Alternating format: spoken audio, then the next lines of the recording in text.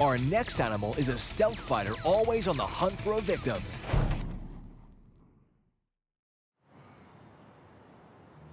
Aggravating, irritating, and potentially deadly. No other insect is quite as annoying as the buzzing barbecue killer, the mosquito. But these insects are also the disease-spreading, blood-sucking vampires of the animal kingdom. Their microscopic bite causes red, itchy bumps that can last for days or weeks. But beyond the nuisance factor, these little bloodsuckers wreak havoc the world over. Aside from the annoyingly itchy bite side, it's the viruses they carry that are really dangerous. Malaria is their best-known deadly disease, but there's so many more. Australia's in the hot seat when it comes to mosquito-borne diseases. It seems like every year I'm here, there's something new coming on, some new invading disease, some new invading mosquito. A mosquito bite turned Ian Shader's life upside down. He's a survivor of a rare but deadly mosquito-borne disease, Murray Valley encephalitis. This virus can cause brain tissue to swell, swelling that may cause paralysis, coma, or even death. Like the worst hangover you've ever had times 10, and it doesn't go away. Ian had his dream job, living and working in the Australian outback. But one work trip into the desert marked the beginning of hell. In May 2011, I was asked to drive out to Fitzroy Crossing, which is about 4 or 5 hours east of Broome. On the way out there, my car broke down. The 2011 wet season was particularly bad, with vast flooding across Queensland and northern Australia. When Ian set out for Fitzroy Crossing, the clouds had cleared and warm, stagnant water was everywhere, the perfect breeding ground for mosquitoes. Ian ended up spending 3 hours stranded on the side of the road, 3 hours next to a mosquito-infested swamp. 3 hours that changed his life forever. My car broke down at about 4:35 p.m. I didn't get picked up till about 8, and in that time I got probably the worst amount of mosquito bites I've ever had in my life. I got absolutely chewed. The mosquitoes were biting me through my clothes. I'd been given a hiking shirt, like one that I was wearing driving out there, supposedly insect proof, but I do remember rolling up my sleeve at one point, to spray more of this spray on, and there was like rivulets of blood where I've been bitten that much. Ian doesn't know how many mosquitoes attacked him, but by the time he was rescued, his body was covered in more than 50 puncture wounds. I remember thinking this isn't good because I got savaged. I couldn't escape them, that was a scary thing. There are roughly 300 species of mosquito in Australia, but not all are dangerous to humans. They range from 4 to 6 millimeters in size, with 6 legs and a pair of wings. The head is armed with a long proboscis to pierce skin.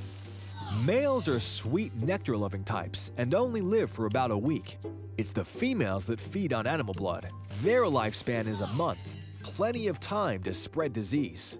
A female mosquito can suck 2 to 3 times its weight in blood. Being a mosquito meal is no fun, but they're just getting the nutrients they need to develop and lay eggs. When it comes to feeding on blood, it varies with the species. Aedes aegypti, the dengue mosquito, feeds almost exclusively on humans. There's a mosquito called the brown house mosquito that feeds almost exclusively on birds. And you get a lot of our nuisance mosquitoes here feed on things like wallabies and kangaroos and possums, but if you're out there in the bush, they'll feed on you. Most people don't know the danger of mosquitoes, swatting them away without a thought, or even unaware they're being attacked until it's too late. For Ian, feeling agitated and grumpy was the first sign that something was wrong.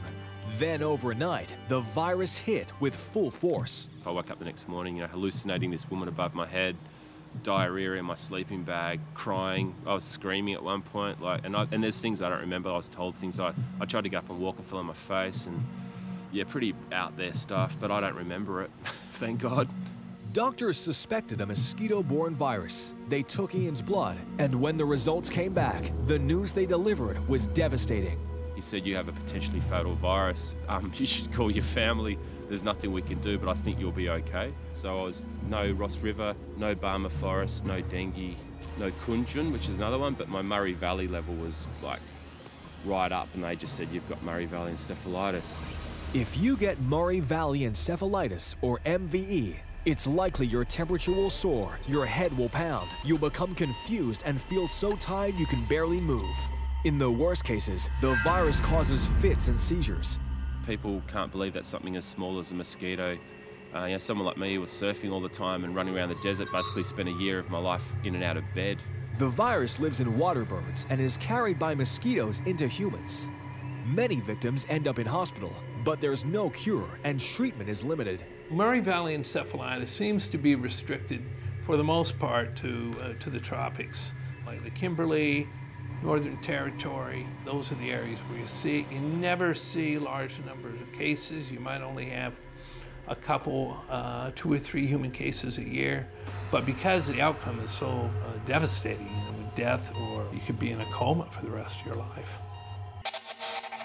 Another nasty disease carried by mosquitoes is Ross River virus, and it's much more common. Found all over Australia, there are more than 5,000 cases each year. Almost everyone in Australia probably knows someone who's had Ross River.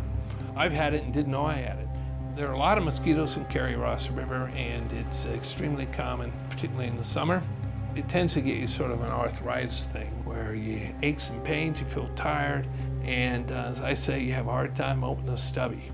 Dengue fever doesn't last that long, but it usually hits harder. Here in the Cairns area in North Queensland, we've got what we call the dengue mosquito. So every year, during particularly the wet season, we seem to get dengue outbreaks up here. And dengue can make you quite ill. Only rarely does it kill you, but it can make you quite ill. The dengue mosquito loves humans and loves to make a home out of your home. Scott Ritchie calls them the cockroaches of mosquitoes because they usually live in houses, and just one mosquito can cause a dengue outbreak. They usually have this blinding headache, a lot of vomiting. Sometimes they vomit so much they have to go to the hospital because they can't stop, and they get dehydrated. And they usually get a very bright rash. Sometimes they lose their hair. And a real severe case, they can have hemorrhaging and go into shock. So it's not a fun disease. And don't be fooled, this tiny insect is not a stupid animal. The dengue mosquito has an uncanny ability to avoid being caught in the act. The female Aedes aegypti is, if you're gonna feed on humans, the one thing you've got to avoid is the slap. They bite you down by the ankles, which is about as far away as you can be from, a guy giving a swat. So that gives them that extra millisecond to get away. And they tend to be extremely skittish. So as soon as you feel an aegypti and try to move, they're off. And so what you end up with is you'll get one female Aedes aegypti that might end up being flushed away from several people it was trying to feed on.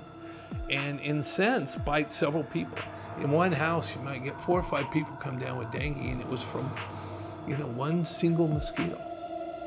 Dengue feels like the worst flu you've ever had. It used to be called breakbone fever because of the pain that racks your body. Ian didn't die from his brush with mosquitoes, but it took him more than a year to recover from MVE. I couldn't get up off the couch. Sometimes I had to crawl to do things. Like, it was really bad. I had weird rashes would appear. About 2 months after I first got diagnosed with it, this gland in my neck swelled up so much, and I've never had it before or since. I couldn't swallow properly. It was like a golf ball. It felt terrible. I've described it to friends. It's like year zero. Like, I'd wake up and I wouldn't know where I wouldn't know who I was. Mosquitoes don't care who they target. They carry disease by accident. Their blood-sucking ways are all focused on one thing: feeding the next generation. People say, why? Why do we have mosquitoes? Why did God create mosquitoes? This sort of stuff. And I think the main purpose of mosquitoes is just to pass their genome on, carry on the tradition of the family, so to speak. A tradition that Ian is more than happy to squash. They're the only animal I'm quite happy to kill. I'll let spiders out of the house, but if I see a mosquito, I'm pretty happy to finish it off, I don't like them.